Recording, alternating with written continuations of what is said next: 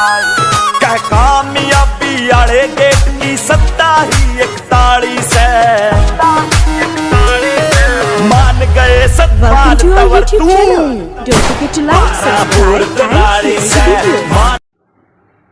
क्रांतिकारी जय भीम, जय भारत, नीला सलाम, जय संविधान, भीम सेना जिंदाबाद। गर्व से कहो हम भीम सैनिक हैं। जय भीम सेना, विजय भीम सेना। साथियों, आगे कंटिन्यू करने से पहले, आगे बोलने से पहले मैं एक बात स्पष्ट कर देना चाहूंगा कि इस स्पीच का मतलब या इस स्पीच का मकसद या इस वीडियो का मतलब या इस वीडियो का मकसद या इस लाइव का मतलब या इस लाइव का मकसद किसी भी धर्म, किसी भी जाति या किसी भी व्यक्ति विशेष की भावनाओं को ठेस पहुंचाना नहीं है। इस वीडियो का मतलब है भारतीय संविधान में वर्णित अभिव्यक्ति की आजादी के तहत मैं ये वीडियो, ये बयान आपके समक्ष प्रस्तुत कर रहा हूं।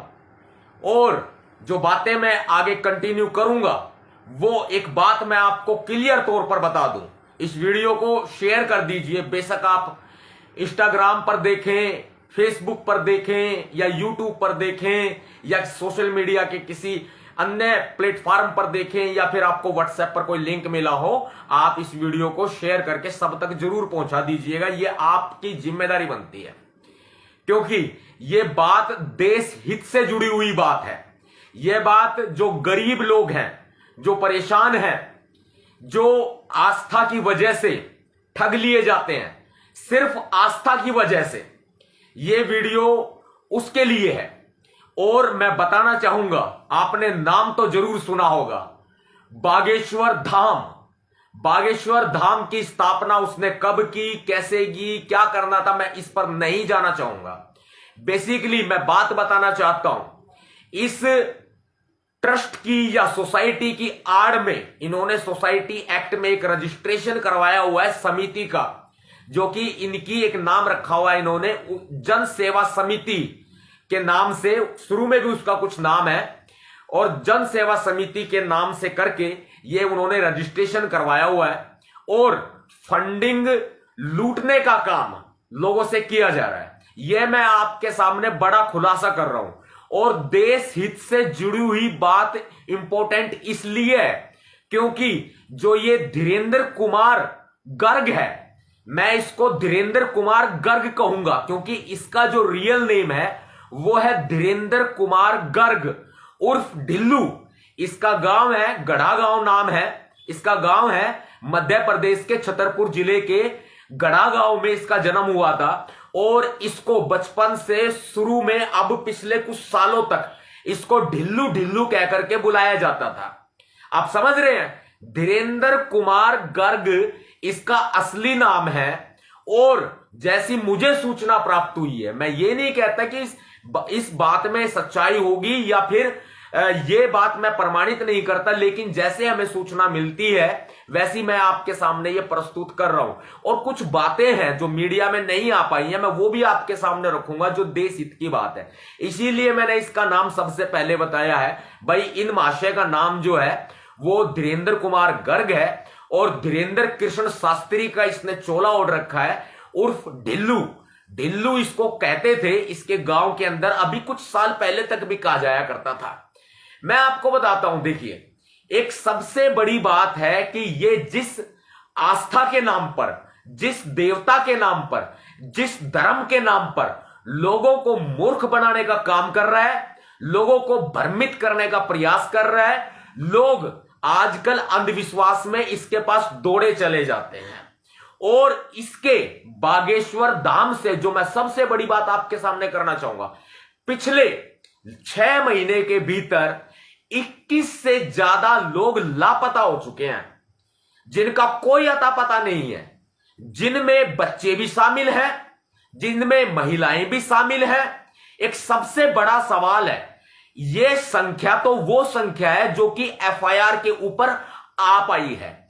और किसी के परिजन, यदि किसी के परिजन होंगे तो वो उसको तलाश करेंगे उनको देखेंगे कि भाई कहां गए थे या कहां गई थी या कहां गया था, तो वो देखेंगे कि बागेश्वर धाम में गया था। और वो क्या करेंगे कि उनको ढूंढने के लिए वहां जाएंगे, लेकिन वहां वो मिलते नहीं है। खूब अनाउंसमेंट कराई जाती है। इनका जो एक स्वयंभू प्रशासन है, जो इनका एक प्राइवेट देखरेख करने का काम ये लोग करते हैं, जो इन्होंने अपनी व्यवस्था बनाई हुई है, वो व्यवस्था जो है पूरी तरह से हाथ खड़े कर देते हैं अपने, और अपना पल्ला झाड़ लेते हैं कि हम लोग नहीं जानते, नहीं ढूंढ सकते। ये अपने भीतर चमत्कारी शक्तियां होने का दावा करता है। जब इसकी पोल खुलती है तो ये कहता है कि इसके श्रद्धेय गुरुजी का आशीर्वाद इनके ऊपर है, वही करते हैं जो कुछ करते हैं। इंडिया के अंदर, भारत के अंदर लोगों को मूर्ख बनाना कितना आसान है, आप ये देख लीजिए कि मतलब खुद के ऊपर बात आई तो कहता है कि उनके ऊपर कोई शक्ति है। रॉन्ग नंबर डायल किया जा रहा है भाई, रॉन्ग नंबर डायल किया जा रहा है। आपको बताता हूं, अगर इस व्यक्ति के अंदर इतनी ही चमत्कारिक शक्तियां हैं तो क्यों नहीं ये पुलवामा के आरोपियों को पकड़वा देता भाई? क्यों नहीं? जितने भी भारत में टेररिस्ट आतंकवादी हमले हुए हैं, अरे तू बहुत बड़ी बड़ी बात करता है भाई, बड़ी बड़ी बातें करता है कि तू हिंदू राष्ट्र बनाएगा, एक बहुत बड़ा अपने आप को राष्ट्रवादी घोषित कर रहा है। तो मुझे यह बता, जितने भी टेररिस्ट अटैक यहां हुए इंडिया के अंदर, और वो दाऊद इब्राहिम वो पाकिस्तान में बैठा है, तू क्यों नहीं उनको यहां बुला देता? तू इतना ही बड़ा चमत्कारी है।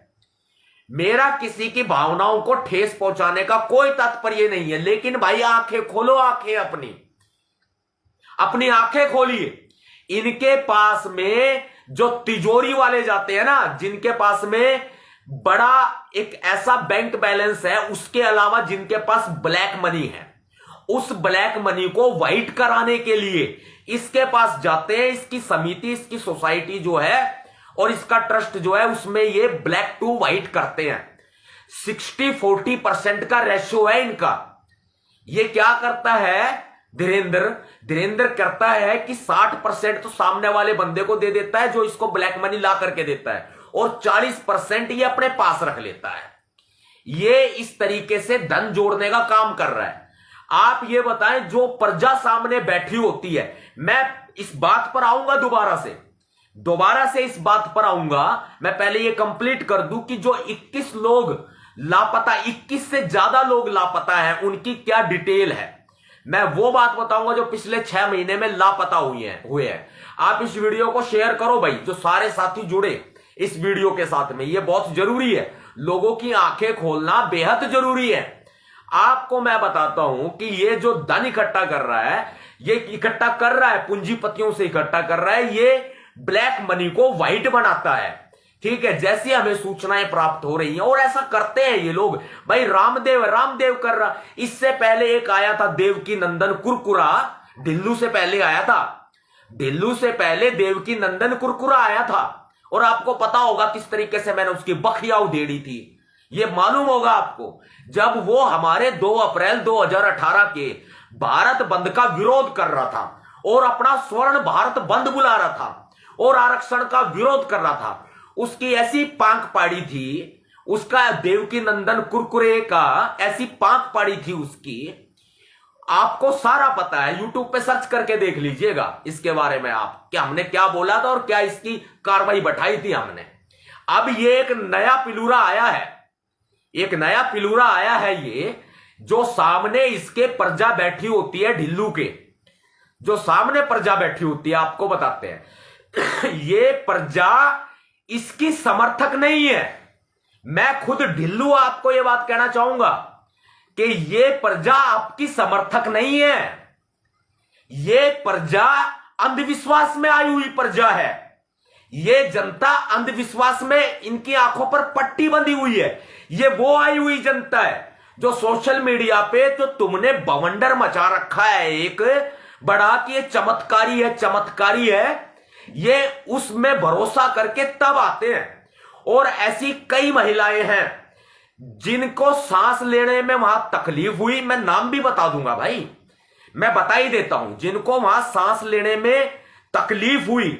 और जब तकलीफ हुई तो उनको अस्पताल में भर्ती करना पड़ा। ये इतना ही बड़ा अगर चमत्कारी है तो ये जो वहां पर जो लोग बेहोश हो गए, जो लोग वहां पर सांस लेने में जिनको परेशानी हुई, जिनको दिल की बीमारियां थी, जिनको सांस लेने की अस्थमा की प्रॉब्लम थी या कोई प्रॉब्लम नहीं भी थी, तो उनको प्रॉब्लम होगी, तो भाई उनका इलाज क्यों नहीं कर दिया आपने श्रीमान जी? इनका इलाज क्यों नहीं किया आपने? आप बड़ी बड़ी पर्चियां निकालते हैं, आप बताएं मुझे, इनका इलाज क्यों नहीं किया आपने? एक महिला का मैं आपको डिटेल भी दे देता हूं, ये एक महिला नहीं है, ऐसी हजारों महिलाएं हैं जो वहां पर बेहोश हुए हैं। और मैं एक महिला की डिटेल दे देता हूं। भाई जबलपुर पड़ता है, जबलपुर के एक 50 साल के विधान सिंह ठाकुर हैं। इन्होंने भाई वहां पर अपनी अर्जी लगाई थी बागेश्वर धाम में। 50 साल का बंदा है, उसके परिवार के सदस्य भी वहां मौजूद थे। भाई वहां पे भीड़ भड़ाका तो होगा ही होगा, सिंपल सी बात है। लेकिन जो विधान सिंह ठाकुर है, उनकी भी सांस वहां भीड़ में फूलने लगी और उनकी वाइफ है वो बेहोश हो गई बुरे तरीके से। एम्बुलेंस बुलाई गई, एम्बुलेंस की मदद से उनको जो है अस्पताल पहुंचाया गया। विधान सिंह ठाकुर नाम है जबलपुर के। अगर मैं गलत कह रहा हूं तो भाई आप इसकी डिटेल निकलवा लीजिएगा, जो वहां आसपास के लोग हैं। इसी तरीके से, और इसमें एक बयान भी है, किसका भला? ये जो है डॉक्टर अमित है, मेडिकल ऑफिसर हैं डॉक्टर अमित तिवारी। इनका बयान भी है, इन्होंने प्रूव किया है कि वहां पर बेहोश होते हैं लोग। जब भी इनका प्रोग्राम होता है तब वहां बेहोश होते हैं और सैकड़ों लोग अस्पताल में भर्ती होते हैं। ये रिकॉर्ड है, ये रिकॉर्ड है, आप ये देख लीजिए। और ये दूसरों की बीमारियां ठीक करने का दावा करते हैं। ये घरेलू कलह लोगों के होते हैं। उन घरेलू कलह में ये सोचती हैं महिलाएं कि कोई ओपरी पराई आ गई, कोई देवी आ गई, कोई भूत प्रेत आ गया, कोई डायन आ गई, कोई जिन आ गया। ये सोचते हैं, ये मानसिकता है आज लोगों की 21वीं सदी में। और वो ऐसे पाखंडियों के पास में चले जाते हैं। और इसमें सबसे ज्यादा मुझे बताते हुए आश्चर्य नहीं हो रहा है, आपको आश्चर्य होगा कि इसमें सबसे ज्यादा संख्या, जो 90% संख्या इसके पास जाने वालों की, वो संख्या है SC, ST, आदिवासी, OBC। यानी कि OBC सारा पाखंड में घुस गया, SC और ST भी पाखंड में घुस गया और इन लोगों की तिजोरियां भर रहा है। और इसका कद जो है, अपने आप को ये इतना बड़ा बाबा मानने लगा।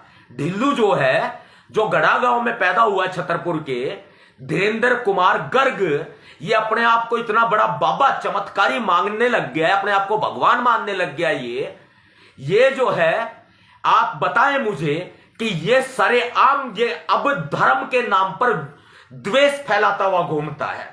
इसके ऊपर राजस्थान में 2-3 से ज्यादा FIR दर्ज हो चुकी हैं।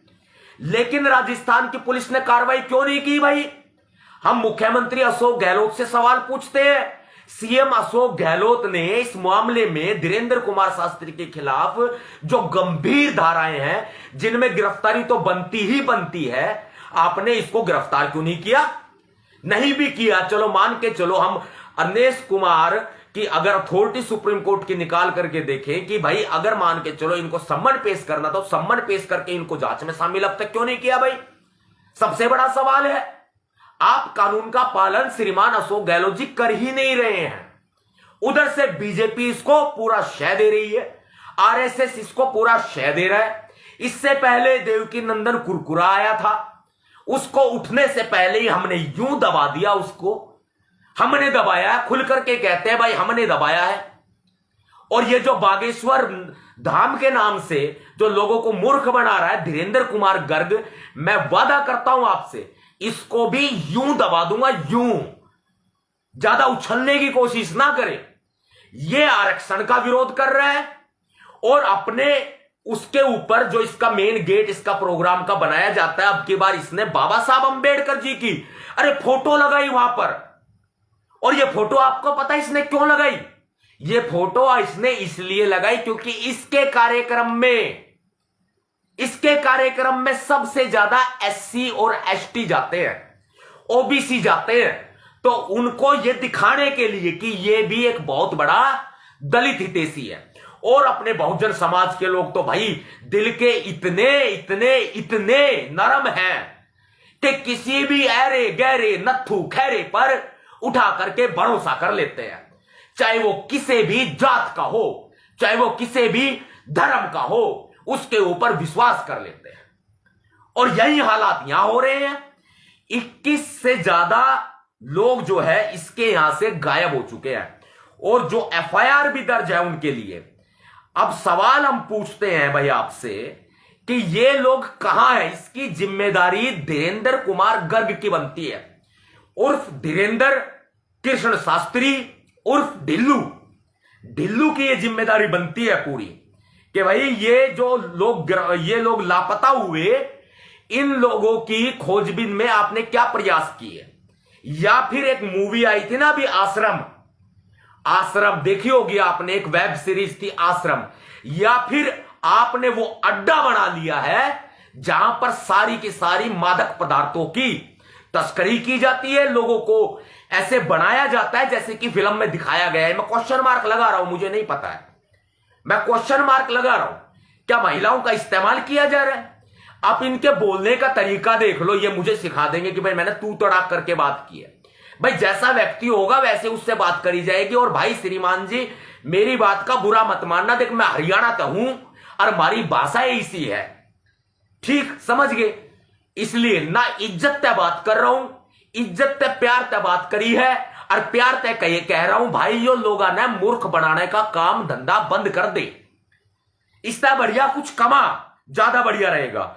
मैं बीच में बताना चाहूंगा, 9 लोगों को पुलिस ने खोजने की रिपोर्ट हमारे पास आई है कि 9 लोगों को पुलिस ने खोजा है, ढूंढा है, और बाकी 12 लोगों का कोई अता पता नहीं चल रहा है। ये अभी की खबर नहीं, अभी की ये सूचना नहीं है, जानकारी नहीं है, ये कुछ महीने पहले की जानकारी है। इसके अलावा अनेकों लोग लापता हुए। मैं आपको बताता हूं, जिसके परिजन होते हैं वो जाएंगे ढूंढने, एफआईआर भी दर्ज कराएंगे, और जो व्यक्ति, जो महिला या फिर कोई व्यक्ति अगर घर में अकेला होता है, उसके आगे पीछे कोई नहीं होता, अगर वो महिला या युवती या लड़की अगर यहां बागेश्वर धाम से गायब हो जाए तो आप बताओ इसको कौन ढूंढेगा?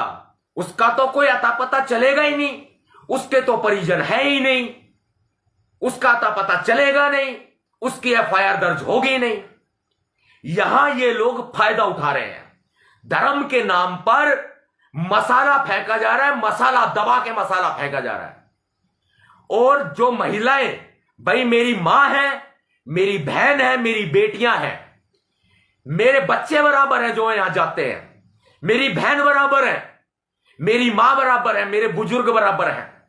मैं हाथ जोड़ करके निवेदन करता हूं, जो ये प्रजा सामने बैठ करके अपने दुखों का निवारण मांगती है, अंधविश्वास में अंधे होकर, कहते हैं जी कारोबार में मुनाफा नहीं हो रहा, कहते हैं जी दुकानदारी नहीं चल रही, ये कहते हैं कि भाई नौकरी नहीं लग रही, ये कहते हैं घर में कलेश रहता है, अमूमन जो है यही बातें आती हैं। और ये बातें आती है, पैसा हाथ में रुकता नहीं। दुनिया में कोई ऐसा आदमी नहीं जिसके हाथ में पैसा रुके, और खासकर मिडिल क्लास फैमिली और गरीब आदमी। और गरीब आदमी होगा भाई, टोटे का मतलब होता है झगड़ा। अगर घर में आटा खत्म हो गया, नमक मिर्च नून मिर्च खत्म हो गया, तो घर में तो भाई बर्तन होंगे तो खुड़केंगे, घराड़ी तो बोलेगी अब तू कमावे ना धमावे। और ऐसे बहुत सारे लोग हैं जिनके मर्द जो हैं, आदमी जो हैं, बुरा मत मानना मेरी बात को, नोट कर लेना, कड़वी है बात, जिनके मर्द जो है सारा सारा दिन और रात दारू पीते हैं, सुबह उनकी आंख खुलती है, ठेके पे पहुंच जाते हैं, शराब का सेवन करते हैं, देसी मदिरा पीते हैं, वो महिलाएं दुखी होती हैं। वो फिर इन बाबाओं के पास नहीं जाएगी तो भाई रे कहां जाएगी? इसमें मर्दों की भी सबसे बड़ी कमी है। सारे मर्द एक जैसे नहीं है, लेकिन बहुत से मर्दों की असंख्या यही जनसंख्या है, असंख्य जनसंख्या है जिनकी गिनती नहीं हो सकती है। मेरा आपसे निवेदन है कि अपने घर की महिलाओं को रोकें, इनके पास जाने से ये अपनी फरियाद लेके जाती हैं और ये आदमी कहता है ये तो इसके समर्थक हैं, समर्थक।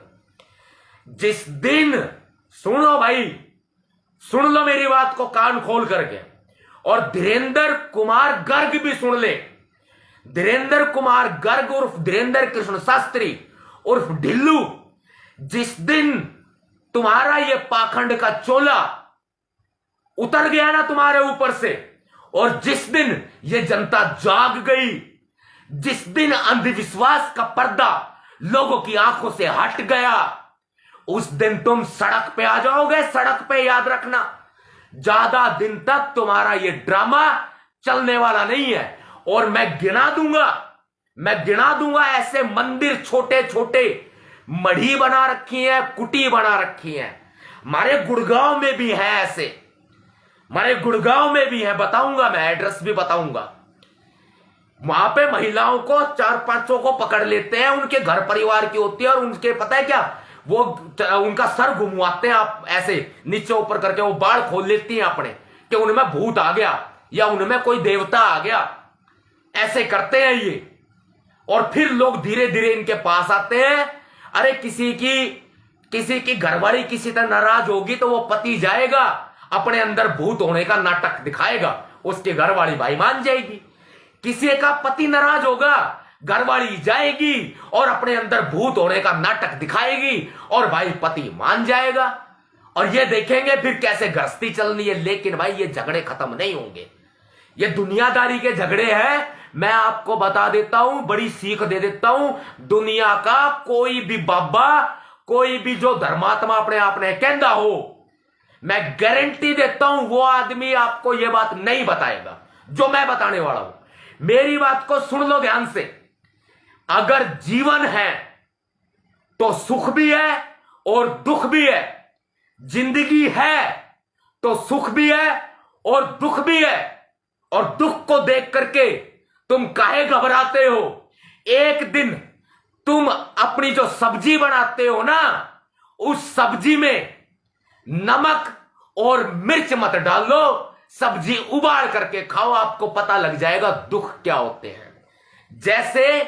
जैसे सब्जी के अंदर नमक और मिर्च की महत्वता है, ऐसे ही जीवन में दुखों की भी महत्वता है। दुनिया का कोई बबेरा, कोई बाबा, कोई पाखंडी इस बात को नहीं बताएगा, याद रखना। और इस बागेश्वर धाम के नाम से जो अपना धंधा चला रहा है, इसकी पोल पढ़ो, इसकी पोल खोलो, बहुत जरूरी है। ये बहुत बड़ा, ये कहता है हिंदू राष्ट्र बनाऊंगा, हिंदू राष्ट्र बनाऊंगा।